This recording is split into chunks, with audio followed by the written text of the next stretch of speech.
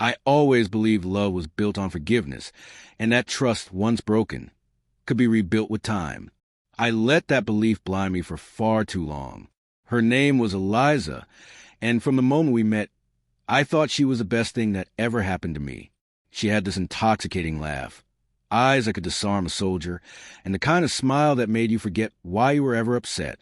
For a while, life felt perfect. We were married for 7 years.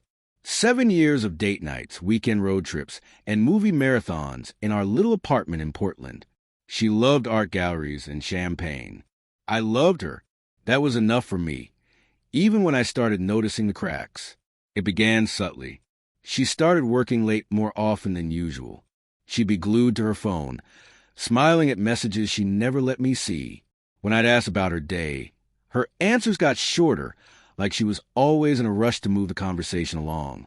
I chalked it up to stress, a demanding job, maybe even burnout. I refused to believe it was something darker, but the truth has a way of clawing to the surface.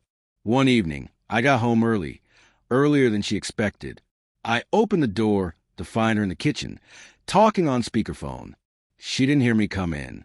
"I miss you already," the male voice said. "Tonight can't come fast enough." Her voice dropped to that soft, sultry tone I hadn't heard in months. "Me too. I hate going home after being with you." I froze. My stomach turned ice cold. And yet, I didn't confront her, not right away. I left the apartment quietly, walked around the block until I could breathe again, then returned like nothing happened. Why didn't I say something? Because I needed to be sure. Because part of me still hoped there was a different explanation. Because love, when weaponized by the wrong person, turns into a slow poison, and I was already deep in the venom. I began watching, not in a creepy, stalkerish way, but like a detective with everything to lose. I checked the phone bill, dozens of calls to a number I didn't recognize. I followed her one evening after she said she was going to a girls' night. She drove to an upscale hotel downtown. I watched her hug a tall, well-dressed man in the valet area. They kissed. She clung to him like he was home. I didn't cry. I didn't scream. I stood there, across the street in the shadows, and something inside me snapped. That night, while she was in the arms of another man, I sat at home going through every memory, every sacrifice, every time I put her happiness ahead of mine. And it hit me. I had let her destroy our marriage, and I had done nothing. But that was going to change. Eliza had always been obsessed with two things: appearances and her career in social media PR. She curated her image like a museum exhibit. Her followers adored her. Sponsors paid her well, and her online persona was her entire identity. And I knew exactly how to burn it all down. The plan didn't come overnight. It took patience, precision, a level of cold strategy one never thought I had. But betrayal does something to a man. It teaches you how to weaponize your pain. First, I pretended everything was fine. I smiled when she walked through the door, cooked her dinner, even left little notes on the mirror like I used to. She believed I was too blind to notice, that I still loved her so much I'd never see the knife in my back. While she lived her double life, I built mine in silence. I created a fake brand campaign, something that looked legitimate enough to attract her. It was a PR opportunity with a major wellness startup, high-paying, exclusive, image-boosting. I knew her dream was to land a national TV spot. I knew she'd do anything to get it, so I offered it to her, under a fake name, with a shell email and a convincing LinkedIn profile. I reached out to Eliza with the opportunity of a lifetime, a chance to be the face of a new mental wellness initiative that was going to be showcased on national morning shows, podcasts, and print ads. She swallowed the bait whole. She bragged to me about it, how she was finally getting the recognition she deserved. "They said I have the perfect vibe for the brand," she beamed, sipping wine in our kitchen. "I'm finally being seen, you know?" I smiled. "You deserve it." She didn't know that every step of this campaign, the contracts, the photo shoots, the marketing meetings, was a trap, one carefully designed to expose who she really was behind the scenes, to show the world the version of Eliza that only I had the misfortune of knowing. And when the day came, when the cameras were rolling and the lights were on, she was going to regret everything she had done on national television. For weeks, Eliza threw herself into the campaign. She posted updates on social media with captions like, "So excited for what's next, Dizzy, big things are coming," and tagged brands I had fabricated out of thin air. She bought new outfits for media prep, practiced her smile in the mirror, and even asked me to help her rehearse for the interviews. I played along, like the doting husband I used to be, all the while cataloging every fake smile and every lie. I still slept next to her, still kissed her on the forehead when I left for work. But each time I did, it was like laying another brick in the wall between us. The TV interview was scheduled for a Thursday morning, live on a wellness segment of a nationally syndicated lifestyle show. I knew how much it meant to her. I also knew how fast reputations burn when you light the right match. The host of the show was in on it. A friend of mine from college, Jonah, who'd made a name producing explosive feel-good gone wrong segments. I told him everything. He didn't even hesitate. "You want her exposed on air?" he asked over phone. "Not just exposed," I said. "I want her undone." We set it up like a surprise reveal. The show would do a glowing intro about Eliza, show her Instagram feed, clips of her speaking about self-love and loyalty and honesty. And then, live, Jonah would ask her a simple question. "Is it true that you're married, Eliza?" She'd smile and say yes, of course. That's who she was. Proud wife on paper, runaway partner in real life. And then Jonah would nod and say, "Because we received some photos and text messages from someone claiming to be your husband, and he says you're not being entirely honest." On cue, they would display the evidence. Screenshot of her messages to the other man, hotel receipts, surveillance footage from the hotel lobby I had acquired. Her world, her curated, filtered, picture-perfect brand, would shatter in front of a live audience. But I didn't stop there. I created a backup drive with everything on it, labeled The Real Eliza, and I sent it anonymously to her biggest clients and brand partners the same morning. It included a breakdown of her fabricated PR metrics, her inflated engagement rates, and most importantly, the full truth about her betrayal. This wasn't just revenge. It was retribution, a cold dismantling of the persona that had treated me like collateral damage. The night before the segment, Eliza was practically glowing. "I'm so nervous," she said, pacing the bedroom with a steaming cup of chamomile tea. "Do I look okay?" "You look perfect," I said, meaning every word, because perfect was what she needed to be before the fall. She went to bed early. I stayed up, staring at the ceiling, thinking about everything we'd been, everything we'd lost. I wasn't proud of what I was about to do, but I also wasn't sorry. The next morning, she left in a rush, kissed me goodbye, and said, "Wish me luck." I nodded, break a leg. Then I turned on the TV. The show opened just as planned. Warm lights, happy music. Jonah smiled into the camera and welcomed the audience to the Inspire Spotlight.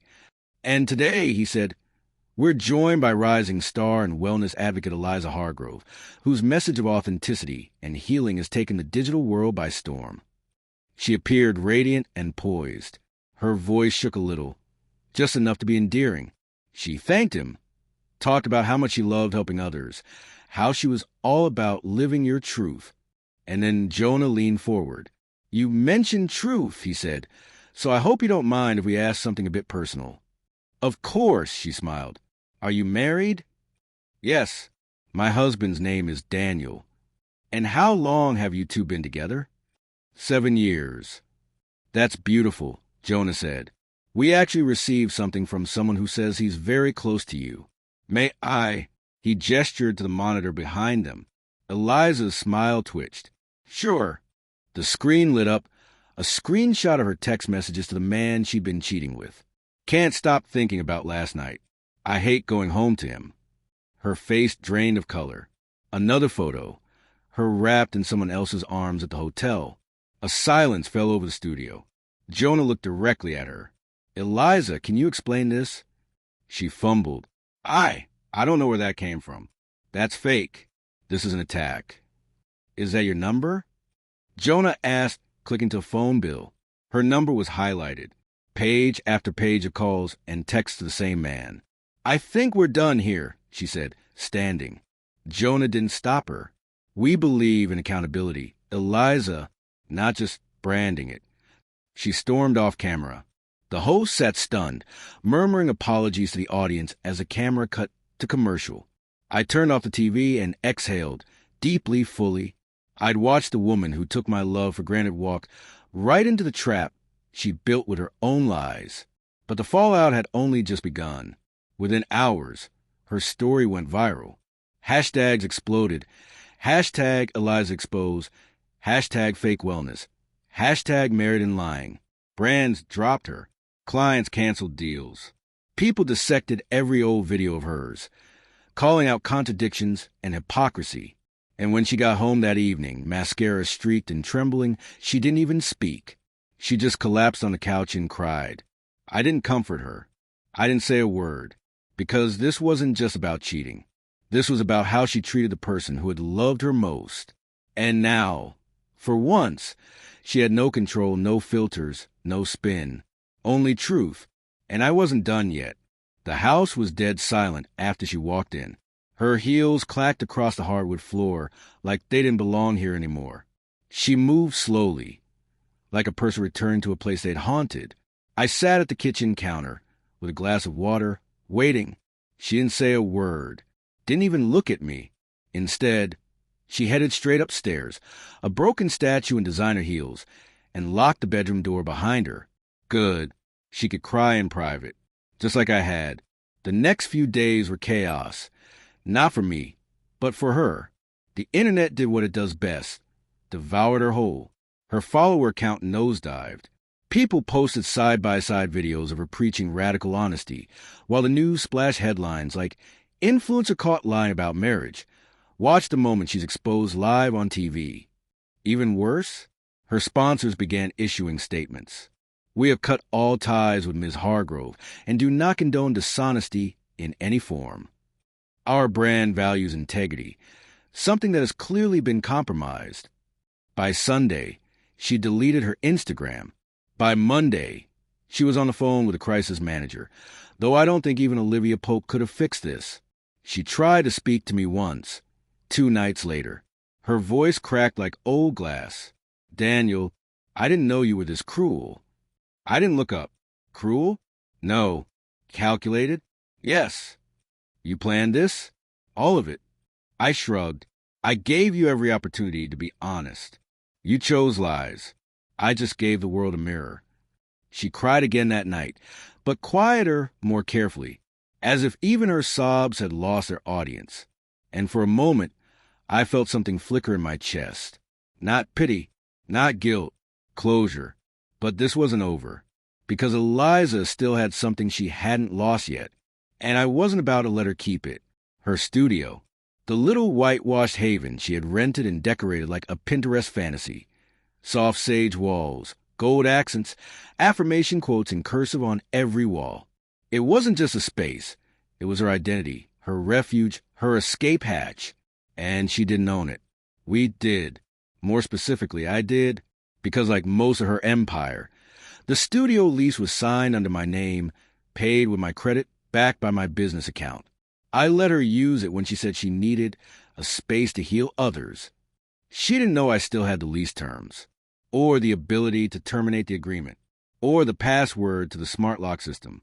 One afternoon, when she went out, probably to meet her PR fixer, I went to the studio, and I cleared it. Every prop, every chair, every ring light and vision board, packed and stored in a unit under my name. Even the couch she filmed those fake therapy reels on. I replaced the locks. I canceled the utilities. I left one thing behind. A printed photo of us on our wedding day. Smiling. Real. With a sticky note. You wanted everything. So I gave it back. When she showed up later, I imagine her scream could have shattered mirrors. She tried calling me 4 times in a row. Then texts. "What did you do? You had no right. This is my life." No, Eliza. It was my generosity, my trust, my name. Now it was just paperwork. The real breaking point came 2 weeks later. I had filed for divorce. Quietly. Cleanly. No messy court drama. No alimony war. Just a full asset separation and one line in the filing, irreconcilable betrayal. She came downstairs with the letter trembling in her hands. You're divorcing me? I am. After everything we built? You tore it down, I said calmly. I'm just walking away from the rubble. She slumped into a chair like her bones gave out. I don't even know who I am without all of it, she whispered. I leaned on the counter, my voice quiet but firm. That's the problem. You thought being loved, being followed, being envied was your identity. You were never satisfied just being you. She looked at me, eyes hollow. And you? You think you're the good guy in this? I didn't blink. No. I think I'm the guy who finally stopped bleeding for someone who enjoyed the sight. We finalized a divorce within the month. She tried to claw back some sympathy online, posting a long, tearful video titled My Side of the Story. It flopped. Comments were merciless. People weren't buying the rebrand. You could only cry wolf so many times before the village stops listening. I, on the other hand, went dark, deleted my accounts, moved into a smaller place closer to the coast, picked up photography again. It felt good to create something that didn't need validation from strangers. Some nights, I still think about her, not with longing, but with clarity. She didn't just destroy our marriage. She hollowed it out and used the empty shell as a stepping stool. And when it finally collapsed beneath her, she blamed the cracks, not the hammer in her own hand. But I'll tell you what stayed with me the most. It wasn't the lies. It wasn't the betrayal. It was this. The silence the night after her interview aired. The silence of a woman who had always been loud, always full of answers. Sitting in a house she no longer ruled. That was when I knew. I didn't just take back my dignity. I took back me. You'd think that after the divorce was finalized and her reputation torn apart, I'd feel victorious. But I didn't. Not in the way revenge stories usually go. It was quieter, more hollow, like crossing a finish line and realizing the prize wasn't celebration. It was peace, and peace isn't loud. It doesn't shout. It just sits with you. Still, Eliza wasn't done trying to fight for the spotlight she lost. I started hearing things through mutual acquaintances, the few she hadn't alienated completely. She was trying to pitch a podcast. The working title? Healing After Public Betrayal. You can't make this stuff up. She wanted to rebrand, again, as the woman who had been wronged, as if the internet had misunderstood her entirely, as if she had been a victim of some cruel media takedown, not the architect of her own downfall. She even reached out to a few YouTube drama channels, offering exclusive interviews to clear the air. None of them bit. But it wasn't until I got the envelope that I knew she still had one move left. A lawsuit. She was suing me for intentional emotional distress and damaging her brand with malicious intent. I laughed when I first read it. Not because I thought it was funny, but because it was so Eliza. She'd lost everything real and clung to the one illusion she had left. Control. But here's the thing about control. When you abuse it for too long, it becomes a leash around your own neck. I didn't hire a team of expensive lawyers. I didn't send some harsh countersuit or try to drag her through more mud. I did something better. I showed up with receipts, emails, contracts, screenshots, the leased documents, the therapy license she claimed to have, which, under legal scrutiny, didn't even exist. The judge took one look at everything and threw her claim out before it could even breathe. Her last card? Burned, and she had to pay my legal fees. When I left the courtroom, I saw her standing at the edge of the parking lot, trying to look unbothered, but her hands shook. She wasn't angry. She was exposed. I thought that would be the end of it, until I got the message. It was late one night, about 2 months after everything went quiet. I was on the balcony of my new apartment, watching the waves roll in like thoughts that knew how to be still. And then, ding, an email from a woman named Marissa. Subject: You don't know me, but I think we were both married to the same woman. At first, I thought it was spam. Then I opened it. Hi, Daniel. I stumbled across your story through some online threads. I wanted you to know something. Eliza was married to me before you. My name is Marissa. I wasn't going to say anything, but I feel like you deserve to know. You weren't the first person she used. and probably not the last. She ruined me financially, spiritually. She built her whole healing persona after leaving me in emotional pieces. If you ever want to talk, or at least know more about the person you shared a life with, I'm here.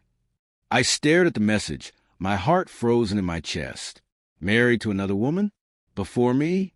Eliza never mentioned that. Never even hinted at it. But suddenly, so much made sense. Her evasiveness about her past. The way she spoke of past relationships, only in vague, curated fragments. Her obsession with appearing perfect, as if she was trying to rewrite herself from the ground up. I replied the next day. Marissa and I spoke on the phone for over an hour. She was kind, measured. You could tell she'd done the work to heal. She told me how Eliza, who went by a different name back then, had been a whirlwind at first, passionate, charming, magnetic, until she wasn't. She reinvented herself constantly, Marissa said. Every time she got caught in a lie, she just morphed into something else. New friends, new identity, new truth. By the time Eliza had left her, Marissa had lost her savings and her support system. Eliza had told her mutual friends that Marissa was toxic and emotionally abusive, a pattern I now knew all too well. She'll never stop performing, Marissa said, even if there's no one left in the audience. And just like that, the last puzzle piece fell into place. You might wonder why I'm telling this story now. Why, after all this time, I'd relive it. Here's the answer. Because people like Eliza don't just break hearts. They rewrite reality. They smile while they do it, and they count on your silence. I let her destroy our marriage. I did. I let it happen because I was too in love with the version of her she wanted me to see. But when I finally woke up, I didn't just take back what was mine. I took back truth. And sometimes that's the most powerful revenge of all. Months passed, and slowly, almost imperceptibly, life became ordinary again. I moved into a smaller place by the coast. Nothing fancy, but it was mine. I'd wake up to the sound of the ocean, make coffee without walking on eggshells, and feel a kind of silence that didn't sting anymore. It was the kind of peace that doesn't come after a storm. It grows from the wreckage. I started writing again. Not for content, not for brand deals, just for myself. I even reconnected with my sister, Melissa, the same one Eliza used to say was too negative or bad energy. Turned out, Melissa was just smart enough to spot a manipulator from a mile away. You look lighter, she said one day over lunch. I am, I replied, because I'm not carrying someone else's lies anymore. We laughed, and for the first time in years, it was real. Then, one afternoon, I saw her again. Eliza. She was walking out of Whole Foods, sunglasses on, head down, as if the world owed her anonymity. She didn't see me, but I saw her, and she didn't look like a villain. Not like the woman I imagined for so long in my head. She looked tired, like a person who had been running from their reflection for too long. I didn't approach her, didn't call out her name, or try to provoke a final confrontation. There was nothing left to say. Some people think closure comes in a dramatic showdown, one last fire exchange where you finally get to win. But sometimes closure is this: seeing the person who tried to destroy you and feeling nothing. She tried one last time to reach out, a DM on a new account. No profile photo, just one message. I don't know if you'll even read this, but I just want to say I'm sorry. Not just for what happened, for everything. I wasn't okay, and I used you to make myself feel whole. You didn't deserve that. I hope you're doing better now. E. I stared at the message for a long time, not because I wanted to respond, but because it was the first time I saw honesty from her that didn't come with manipulation. Maybe it was real. Maybe it wasn't. It didn't matter. I didn't reply, not out of hate, but because I no longer needed her apology to heal. A year later, I was invited to speak on a podcast. The host had followed my story. She called it the perfect example of surviving emotional erosion. At first, I declined. I didn't want to reopen wounds just to go viral again. But then I thought of Marissa, of all the people Eliza had probably manipulated, the ones who never got a voice. So I said yes. The episode was titled, From Broken to Bulletproof, Rebuilding After Narcissistic Abuse. I didn't name names. I didn't drag her through the mud again. I just told my truth. And something incredible happened. Emails started pouring in. Messages from strangers, men and women, who said they finally felt seen. One wrote, "Thank you. You made me realize I wasn't crazy. I wasn't too sensitive. I was being lied to and gaslit for years." Another said, "I thought I was the only one. Now I know I'm not." That's when I realized the one thing Eliza loved more than herself wasn't me. It was attention. And in the end, I took it back, not by ruining her, but by reclaiming my voice. It's been 2 years now. I don't check her socials. I don't wonder who she's dating. I don't care if she found someone new to mirror and manipulate. That part of my life is over. I live quietly, write a little, surf when the water's calm. I even started dating again, slowly, intentionally, with my eyes wide open this time. People ask me if I regret it all. The marriage, the pain, the betrayal. Here's my answer. No, because sometimes you have to let someone burn down your life to finally see where the foundation was cracked.